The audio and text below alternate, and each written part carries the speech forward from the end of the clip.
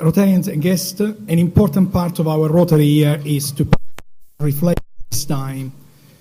I'm delighted to introduce our guest today, the Reverend Joel Smith. Joel was a teacher and a talented musician with senior role in private education when she had a calling. She studied and was ordained as a priest in the Anglican Church. Joel works in the northern suburbs as a school chaplain and developing a revolutionary outreach program. Jo is a special person with a great message, and I'm delighted that she has been able to share this special occasion with us. Please welcome Jo. Reverend.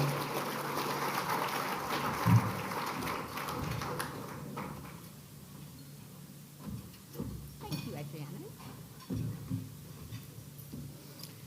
Your Excellency, Mrs. Lee, President Adriana Bell, and Jane, District Governor, and friends old and new. I'm going to begin by telling you something rather awkward for a person in my role. I don't really like Christmas carols. No, not most of them. And I'm not too keen on the pictures on most Christmas cards either. I know, don't feel sorry for me. It is a little tricky, but it's not because I don't like Christmas. In fact, I like Christmas very, very much. So much so that I prefer it to be well represented and genuinely good for us. So, look, if you go to church or one of the big public carol services in December because you like to sing carols and you find peace and joy in that tradition, fair enough, people do. Don't let me stop you.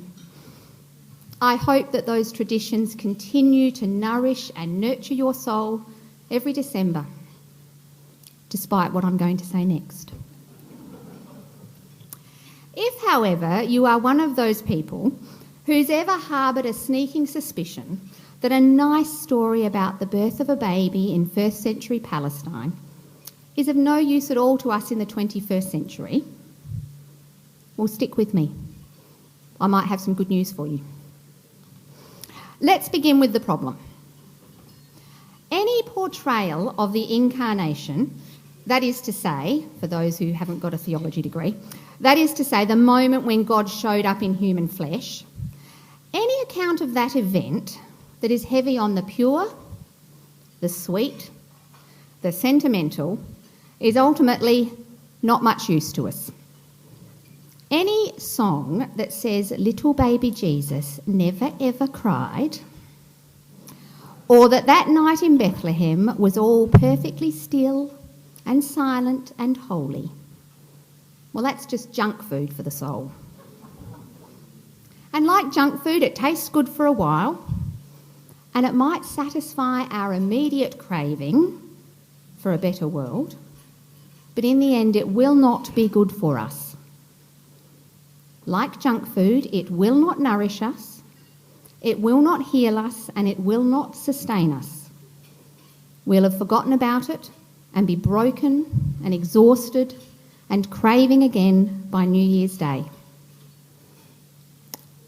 It's no wonder so many people have given up on the story. I would too. A domesticated, tame, Western representation of the birth of Christ is not good news. It's not even relevant to the kinds of issues and situations and experiences, and you know I know what you mean. It's not even relevant to all those things that need hope and healing and redemption, or whatever word you want to use, for our need just for God to show up and do something about our mess and our grief. Sickly sweet spiritual junk food just trains us to look for healing and hope, for purpose and meaning in all the wrong places.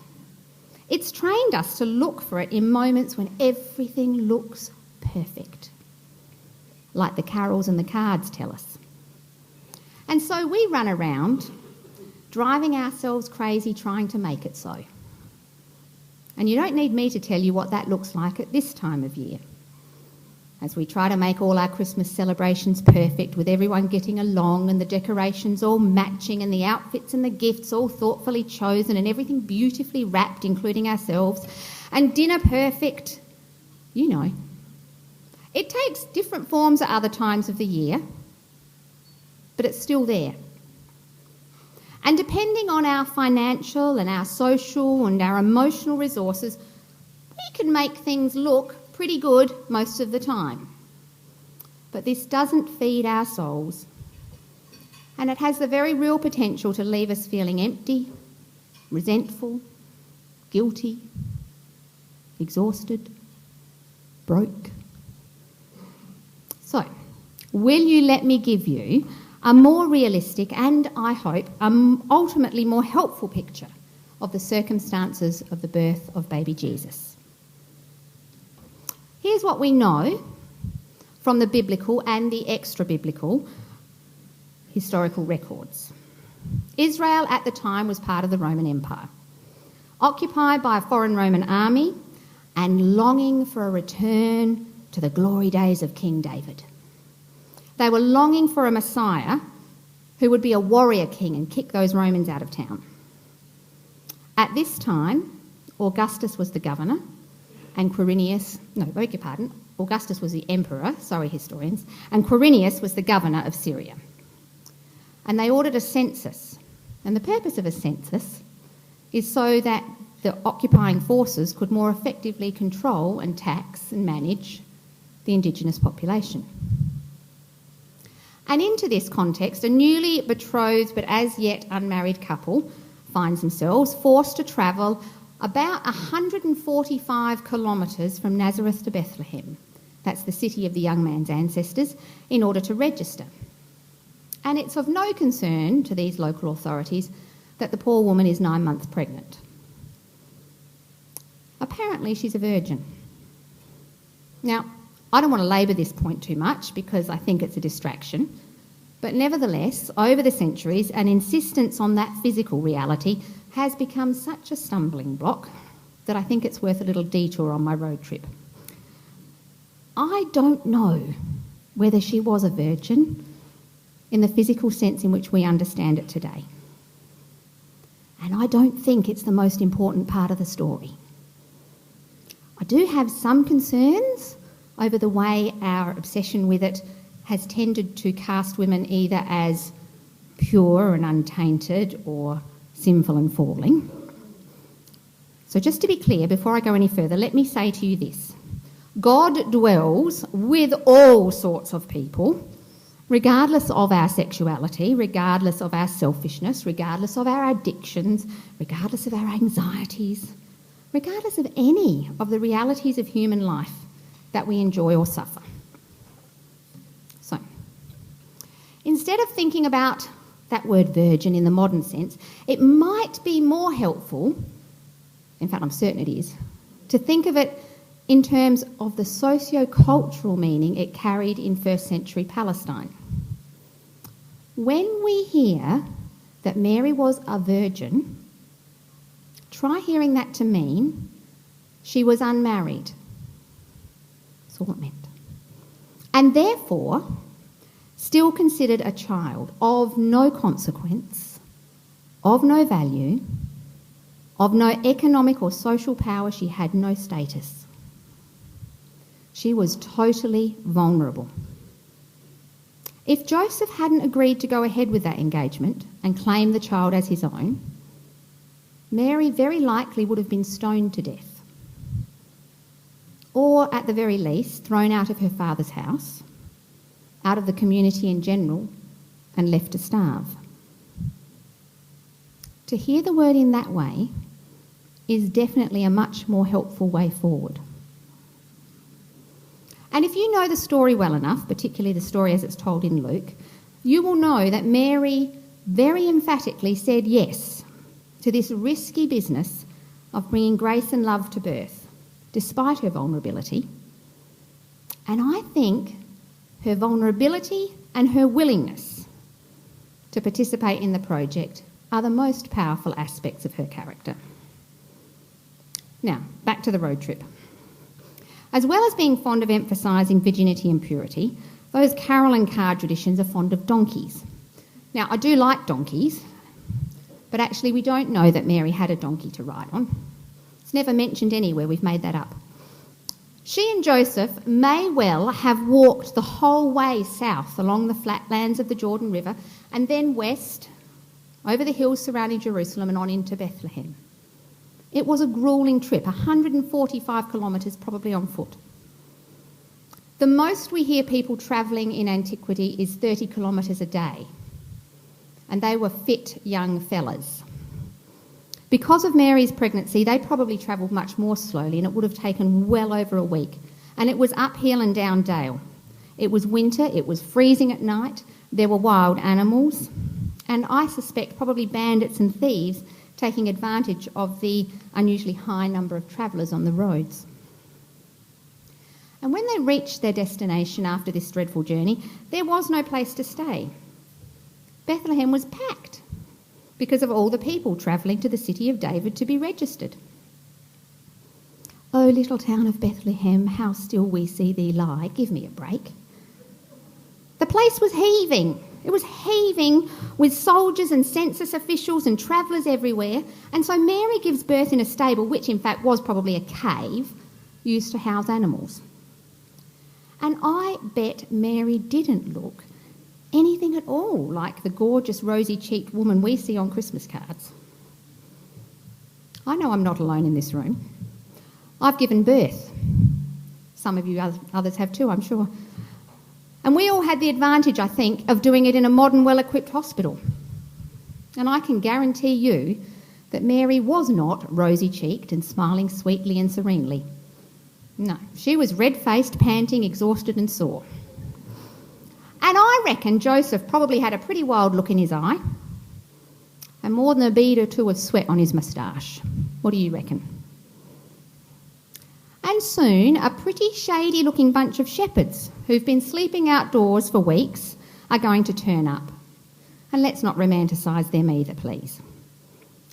They are the outcasts of society because the work they did meant that they could not keep the laws of the Jewish Torah, particularly the one about working on the Sabbath.